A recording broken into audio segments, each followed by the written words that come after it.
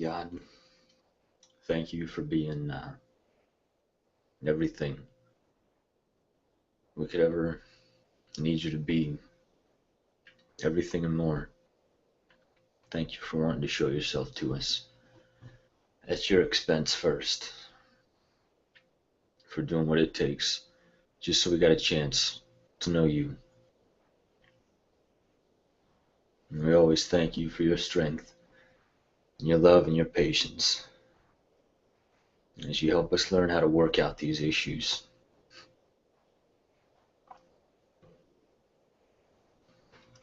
So, first things first, that's just something about holidays, man. If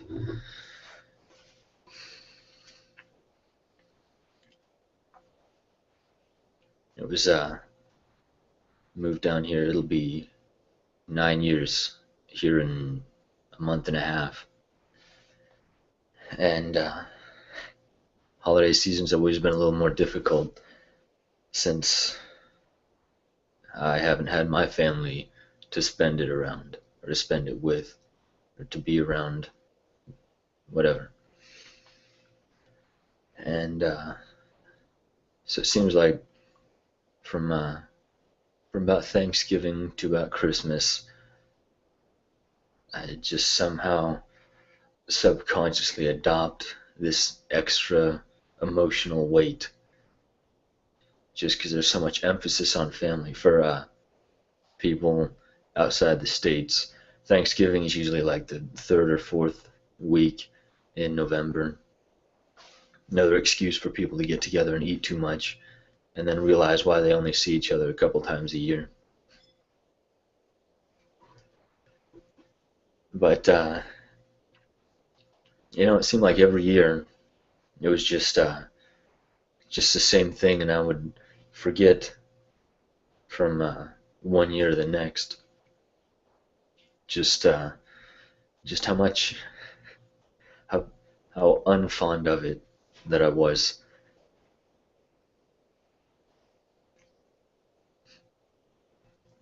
And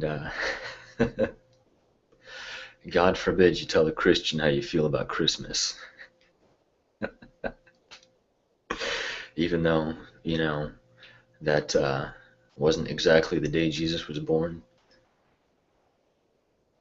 That was just kind of the unanimous vote to have it on that day, December 25th. And it's sacred. It's the day we all go to church. Everybody. Even if you don't go the other 51 weeks of the year, this is the time to go to church. For the way a lot of those people act, they may as well just be worshiping Hercules. But God forbid you say something about that.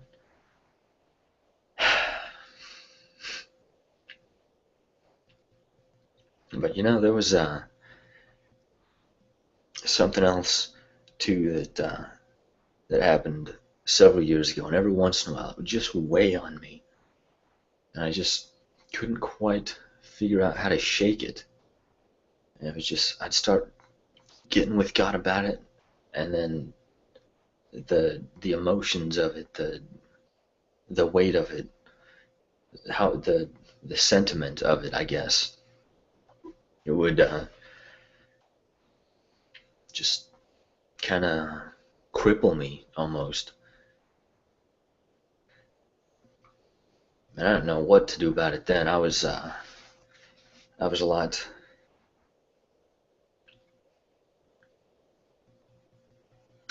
I was much more ignorant about God and spiritual things,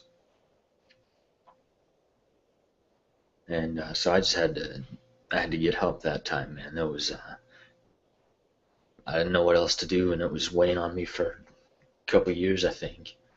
So finally, I just had enough. Pulled somebody I respected aside after some Wednesday night service, and we went into the, it wasn't the nursery. I don't know what this other room was, but it was just like a social room. And then we were talking for a couple hours. I was just pouring it all out there, And this guy was just listening. He was like, that sounds like a familiar spirit. And whatever, it was a demon, whatever kind of caliber or gauge or whatever. It was demonic. And then just for the last couple weeks here, it's I hate putting time frames in these broadcasts, but just it's Christmas Eve today, just the holiday season. It always weighed me down. All this emphasis on family, and mine's half a country away. Yeah, at least I can call them. I would just sit down and play the whole scenario out in my head. What would I tell somebody if they were having the same problem that I'm having now? What would I say to them? Something along the lines of, grow a pair and get over it. The only problem with that is I don't know how. I felt like I was in quicksand.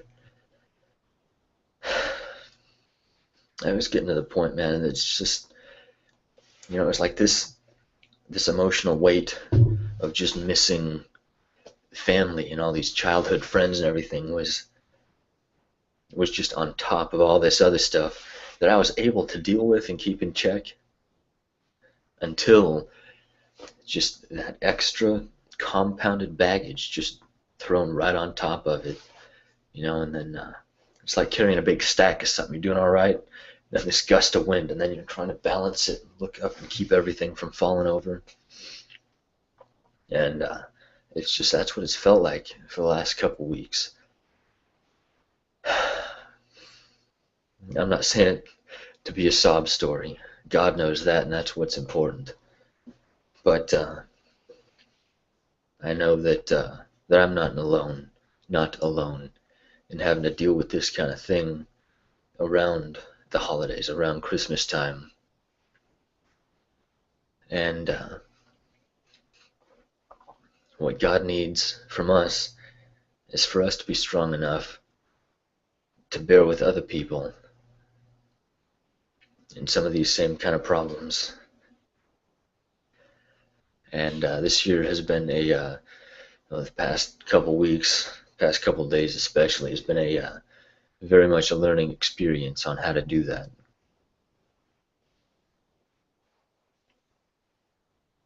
And I could, just so much religious stuff.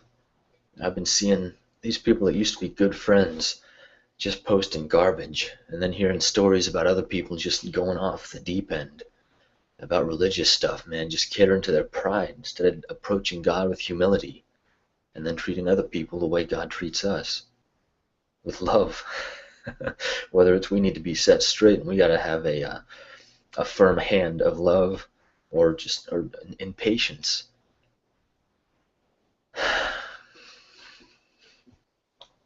And just seeing these people talking about taking a stand, a religious stand in the name of God, about how Christians' rights are eroding or whatever.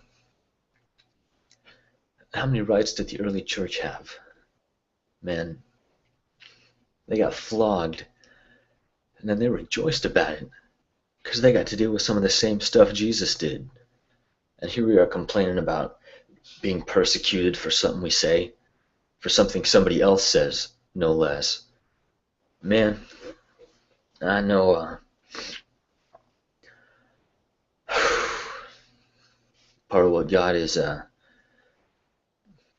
building me up for is to set things like that in line.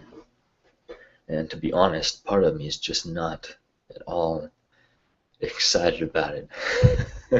We can call that the human part, I guess. But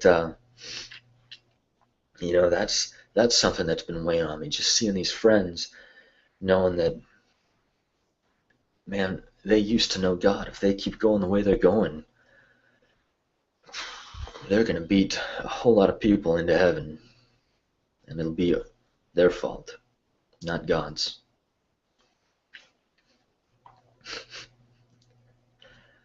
And who's going to tell him that, man?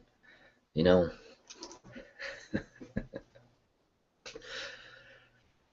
so there's been a lot of that God's just been dumping on me. And I was able to take it mostly in stride,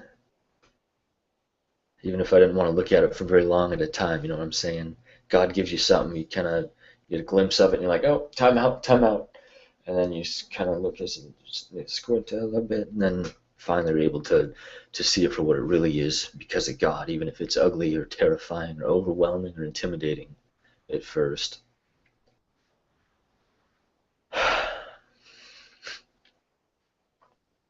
And there's been a lot of people I just kind of temporarily cut ties with, just because I've been floundering just to have enough strength for myself. There's been some days, man, like when I'm at work, I can tell, man, I'm just like mentally, I'm right on the edge of my seat. Either just gonna, oh man, either just gonna break down, just start bawling, or break down and just break something. And last thing I needed was outside volatility. You know what I'm saying? Well, Jesus wouldn't do that, and he never did, man. Look how he handled himself in the garden. We all got something to strive for, huh?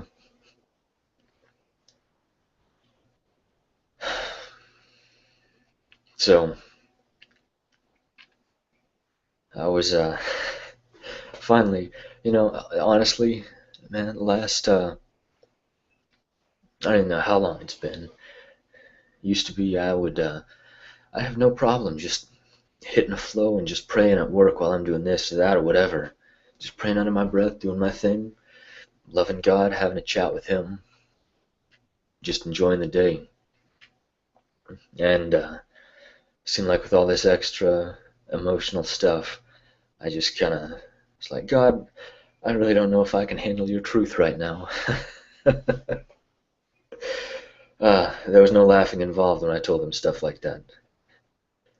So I would just kind of, just inadvertently just kind of push away just so I wouldn't have to look at the things in him that I didn't know if I could handle. And so this, especially the last 4, 5, 6 days, I'd catch myself not praying at work. So, man, this used to be so easy. Wow, I have got to get back into this. I got no excuse for not doing it. So I'd start, and then as soon as I start, it seemed like I'd stop. And then I'd start thinking about all this stuff I just don't want to deal with right now because I'm just trying to keep it together. And then I just focus on keeping it together instead of focusing on God and on doing something to maintain communication with Him.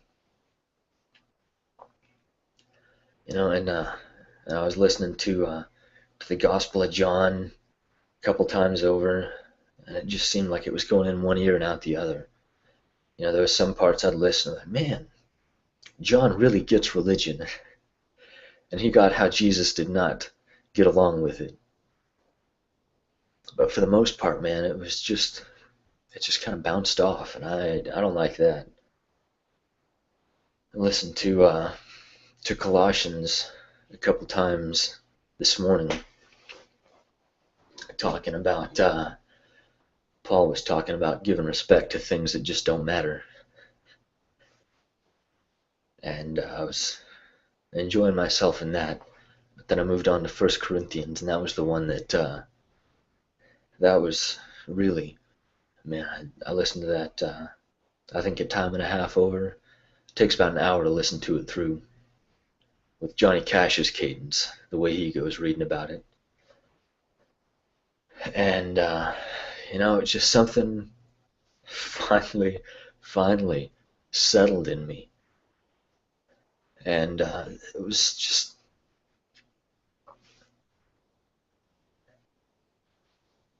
it felt like more people were against me than for me, as far as, or at least tolerant of my perspective as far as the holiday season. 'Cause I don't, honestly, dude, I can't stand when people just say Merry Christmas just because that's what they're supposed to say.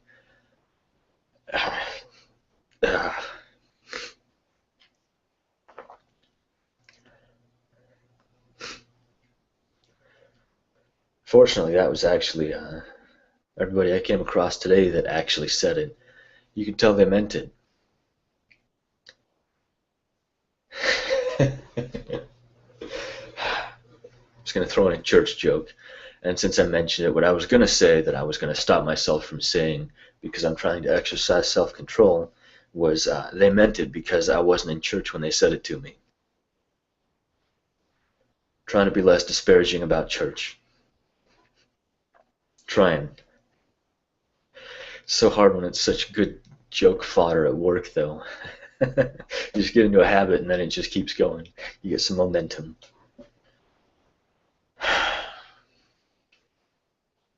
But a lot of people that I used to be real close to, can't tell them how I feel about celebrating Christmas Day.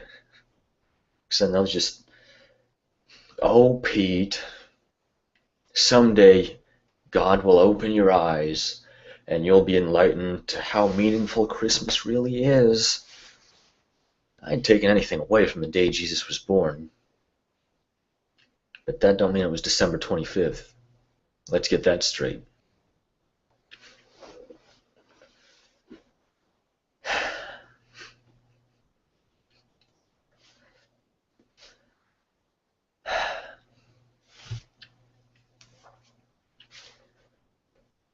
So, it seemed like most church people, at least that I'm aware of, that are uh, that I'm acquainted with, we'll say it that way. We don't quite see eye to eye on holidays, and since I enjoy being pretty outspoken. I bask in that, being churlish. That's something I have fun with, and at work I like it's fun to find a balance of self-deprecation and then just unapologetic arrogance.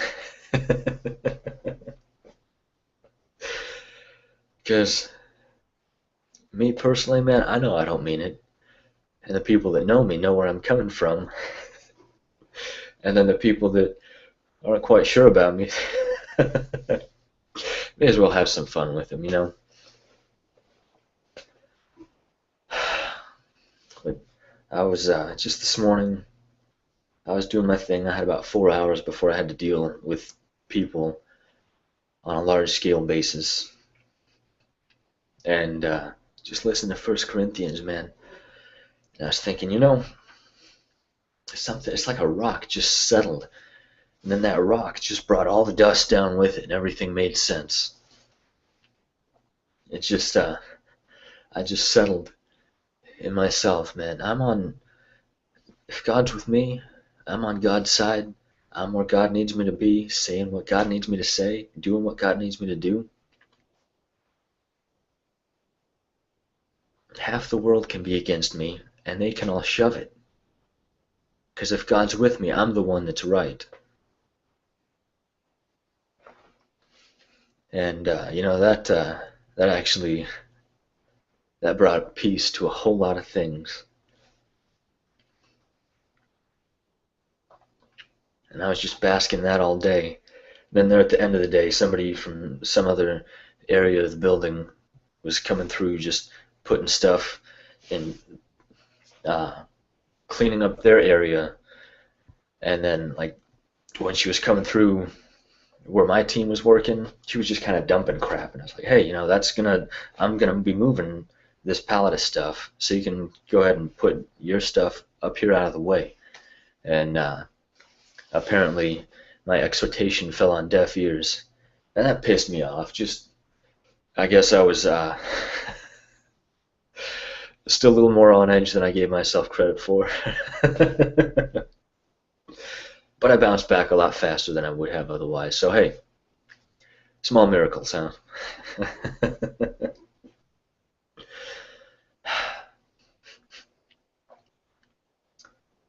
But I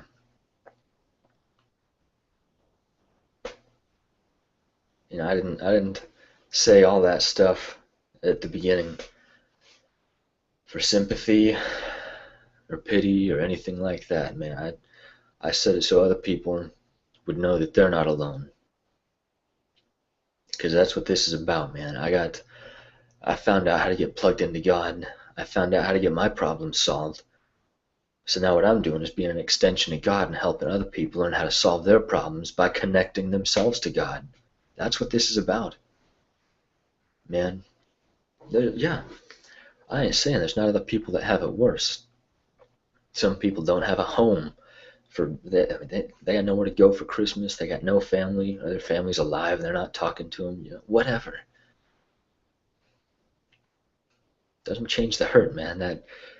That emptiness that comes around the holidays when there's so much emphasis on family.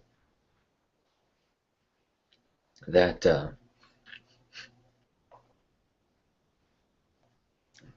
people can relate to that, and really, it's about God comforting us, so we know how to comfort other people. And Paul had a little something to say about that in 2 Corinthians. For those of you that don't think I read my Bible just because I don't quote it on here, uh, hmm. But as far as this stuff goes, I can fully, completely, honestly attest that God is more than enough. I used to sometimes, man, I would just look at the odds from what God's wanting me to do, the way the world's going, to blah blah blah, and just kind of encourage despair in myself, I guess. And then this morning, man, just listening to 1 Corinthians, the way Paul was just setting it straight for those people. Man, if we could have an accurate contemporary translation for 1 Corinthians, there's a lot of churches that would not want to read it.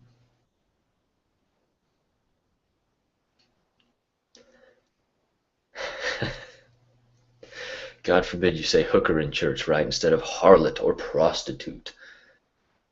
Because those are righteous words. Those are distant words. You say hooker, man, they're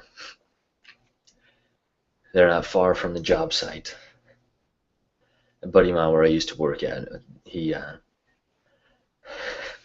would stop at this gas station and get cigarettes, coffee, a donut, whatever. And if it was 3:30 in the morning, man, there was hookers there. They did not refer to themselves as harlots. Man, let's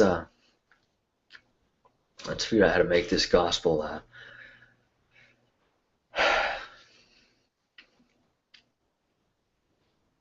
little more up to date, while still maintaining the spiritual integrity of it, which a lot of translations have not done.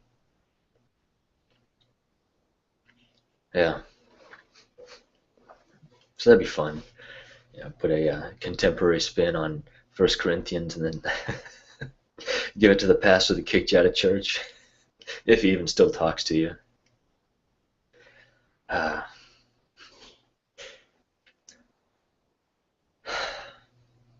That's the other thing, man. I have felt more comfortable and more at home with my friends from work, just because we all just take each other as we are and we roll with it, and we just have fun with it. We have no expectations of what we can and can't say. And, to be honest, I might straddle the line a little bit, especially too much for Christians. But, man, I'll never forget. There was one day we were sitting in church, man. We were still going on Sunday mornings, and the guy speaking, he was talking about how drinking with other people ruins your testimony. And man, I just started I started flaring up a little bit inside. So I sent a group message to like half a dozen people that I work with. I was like, hey, you ever think less of God every time we all go out and grab a burger and a beer and just chill for a few hours? And they all emphatically just denied it. It's like, no, man, I like how real you are. It encourages me. It gives me a little bit more hope for Christianity. And then this one guy, I joke about him being my soulmate at work.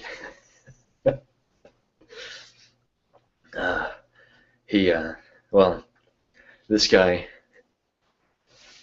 it was, we were setting up a sausage fest blind date. A friend of mine was trying to get his mind off some stuff, so I was just gonna like, hey, man date at the bar, and then I was just gonna bring him, have some friends from work, and we were just gonna take his mind off his crappy life for a few. And so I was telling my buddy about this guy I work with, and it's like, well, if I had a bunch of tattoos and piercings and these gauges in my ears and smoked pot, I would be him.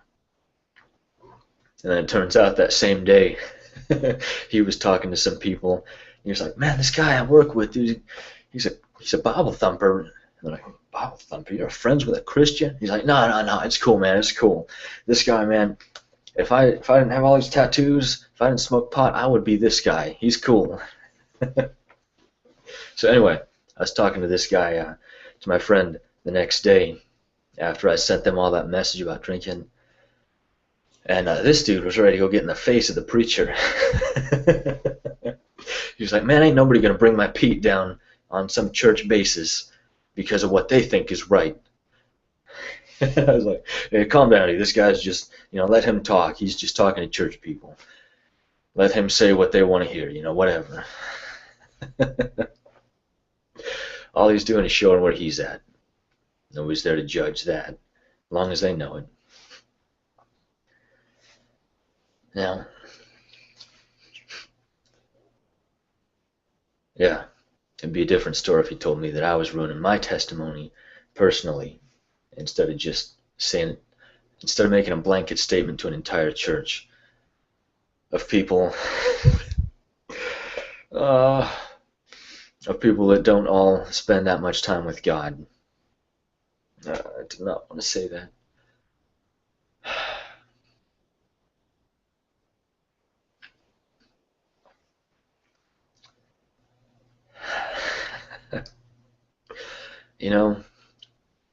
You listen to all these people, all these super Christians, exhorting people and talking about how the end of days is upon us, and the end is near, and the Lord is coming soon. And then they turn around and condemn people outside of Christianity.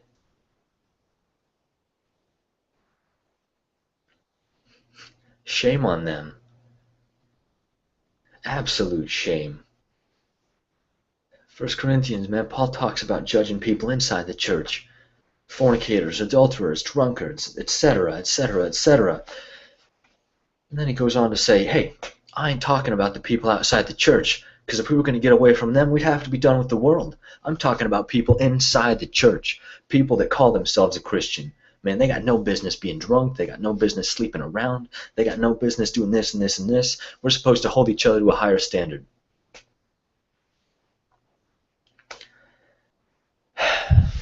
Judgment begins in the house of the Lord, huh? And then we got those tools that are like, judge not, lest you be judged. Man, you think I'm not afraid of God's judgment? If I'm going to judge somebody else in something, I have made absolute sure that I have clarity and freedom in that area. Because that ain't something I'm going to be... that is not something that I will allow the devil to Uh, I will have freedom in God, freedom with God from those areas before I give the devil a place to judge me and that kind of thing. There's people that talk about judge not, judge not. They forget the part of the Bible that says the spiritual man judges all things. Man, people in the church, a lot of them are not in a place to receive God's judgment right now. And God's bringing up people,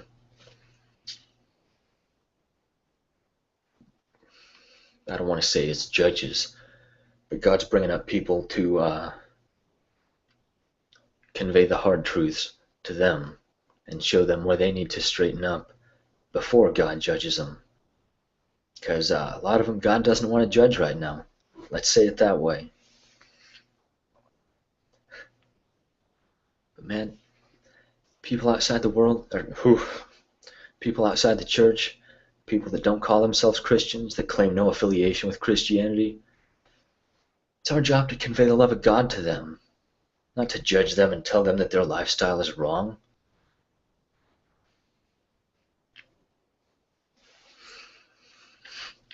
You know, those Christians, oh man, those Christians that say the end is near and then go on to judge people outside the church, their end is near.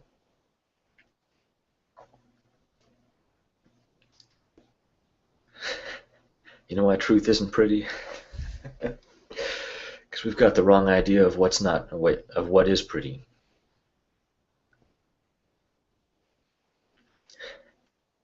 Is that God's fault? God's not the one that's ever changed.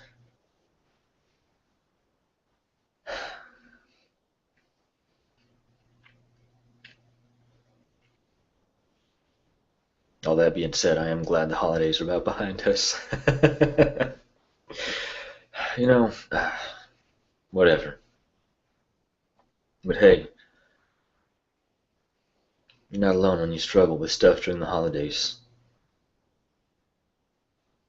I know I'm not either.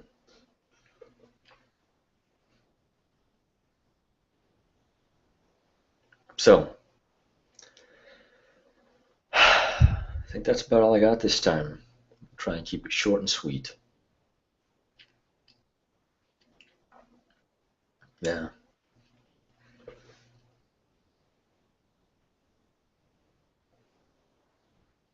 Yeah, I think that's it. So, anyway, love all you guys, man. If there's anything I can do to help any of you out, let me know. I will try. I will. So, love you. Peace.